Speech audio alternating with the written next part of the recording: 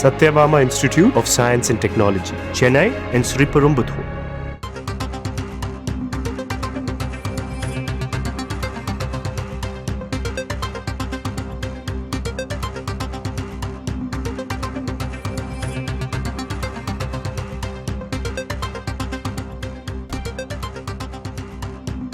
HIV தொற்றால் பாதிக்கப்பட்டோர் குழந்தைகளுக்கு உதவித்தொகை வழங்க நடவடிக்கை எடுக்கப்படும் என சுகாதாரத்துறை அமைச்சர் மா சுப்பிரமணியன் சட்டப்பேரவையில் தெரிவித்திருக்கிறார்.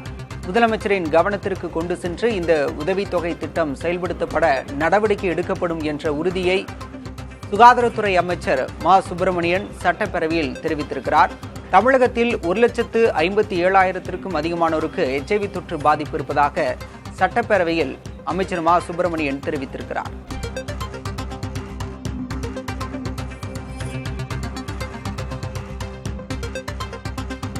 HIV தொற்றால் பாதிக்கப்பட்டுள்ளோரின் குழந்தைகளுக்கு 1.81 கோடி ரூபாய் செலவிடப்பட்டிருப்பதாகவும் தமிழகத்தில் 1,57,908 பேருக்கு HIV பாதிப்பு இருப்பதாகவும் அமைச்சர் மா சுப்பிரமணியன் சட்டப்பேரவையில் தெரிவித்திருக்கிறார். HIV தொற்றால் பாதிக்கப்பட்டோரின் குழந்தைகளுக்கு உதவித்தொகை வழங்க நடவடிக்கை எடுக்கப்பட்டுள்ளதாகவும் முதலமைச்சரின் கவனத்துக்கு கொண்டு சென்று இது விரைவில் செயல்படுத்தப்படும் என்ற உறுதிமொழியை சுகாதாரத்துறை அமைச்சர் மா சுப்பிரமணியன் சட்டப்பேரவையில் தெரிவித்திருக்கின்றார். கடந்த 6 மாதங்களில் மட்டும் 25,000 பேருக்கு HIV தொற்று பாதிப்பு உறுதி செய்யப்பட்டுள்ளதாகவும் சுகாதாரத்துறை அமைச்சர் மா சுப்பிரமணியன் தகவல் தெரிவித்திருக்கிறார்.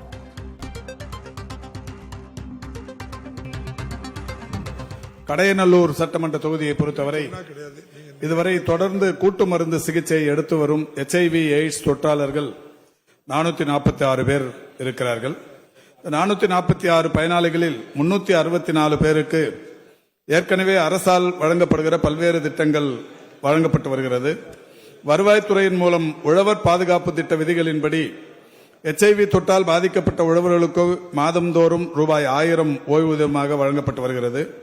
எனவே தமிழ்நாட்டை பொறுத்தவரை HIV தொற்றாளர்களுக்கு சிறப்பு ஓய்வூதிய திட்டம் எதுவும் மருத்துவம் மற்றும் மக்கள் நல்வாழ்வுத்துறையின் சார்பில் செயல்படுத்தப்படுவதில்லை என்பதை தங்களின் வாயிலாக மன்ற உறுப்பினருக்கு தெரிவித்துக் கொள்கிறேன். Satyabama Institute of Science and Technology, Chennai and Sriperumbudur.